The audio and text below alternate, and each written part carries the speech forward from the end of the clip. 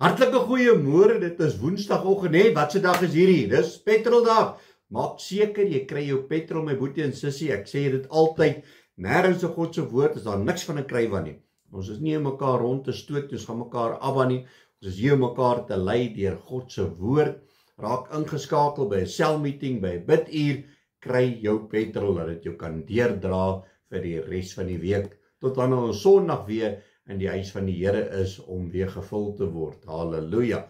My naam Danie Gerber en vir my weer 'n eer en 'n voorreg om saam met te kan kuier rondom God se woord. En vandag wil ek hier praat oor 'n Damaskuspad. Nou ons weet Saulus was op 'n Damaskuspad gewees. En ek wil so 'n bietjie daar voor ek verder aangaan dit vir ons gaan lees in Handelinge 9. Nou jy kan in jou eie tyd die hele stuk gaan lees, Handelinge 9 vanaf verse 1 tot 19. Ek wil net so hier en daar vir ons weer ietsie lees.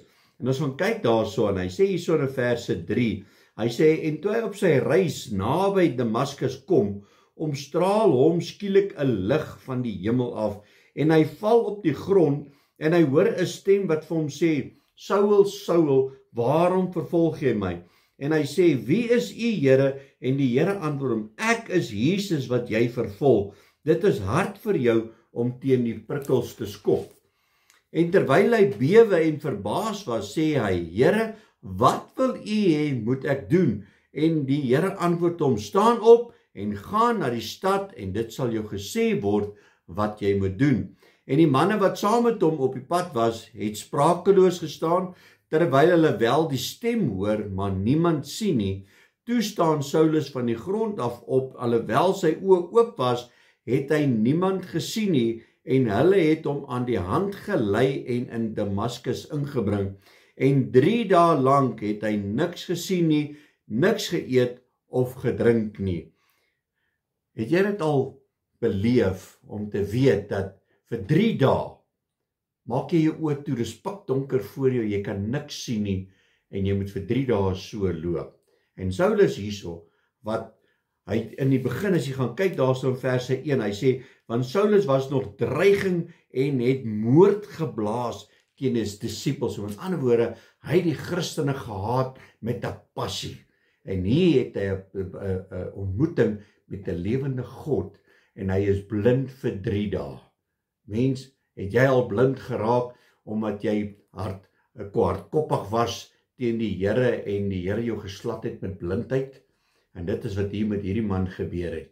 En hier besef hy dat die Here met hom gepraat het. Weet jy, en ek wil vandag vra dat ek en jy moet bid. Want ons het mense vandag in Suid-Afrika wat so Saulus was.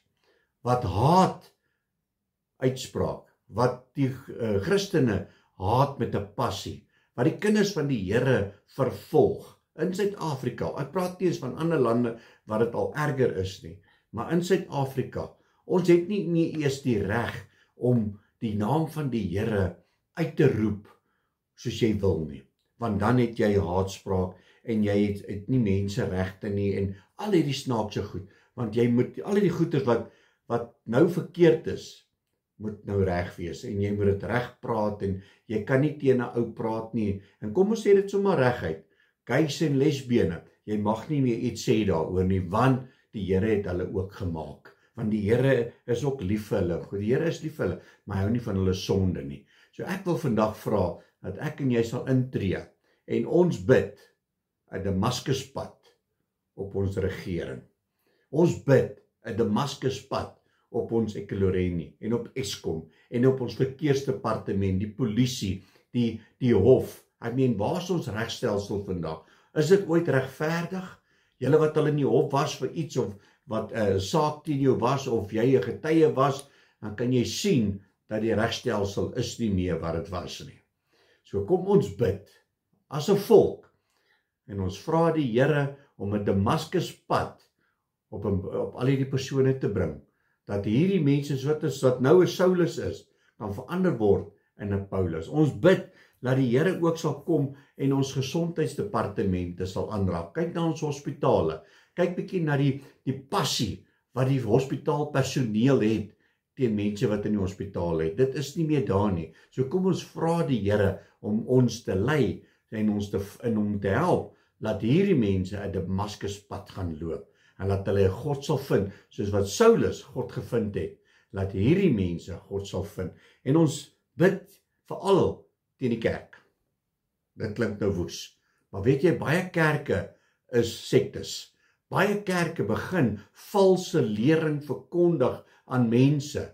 Kom ons bid tot God, dat hy 'n Damaskuspad op daai prediker sal bring, wat 'n valse prediking voorbring. Amen, kom ons bid saam.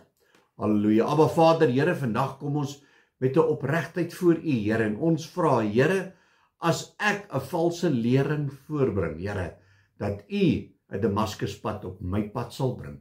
Here, dat U my sal slaan met blindheid en stomheid, Here, sodat ek nie kan praat en sê en doen wat ek wil uit my eie uit nie. Here, maar so bid ek ook vir 'n Damaskuspad vir Suid-Afrika, vir ons skole, vir ons kerke, vir ons regering.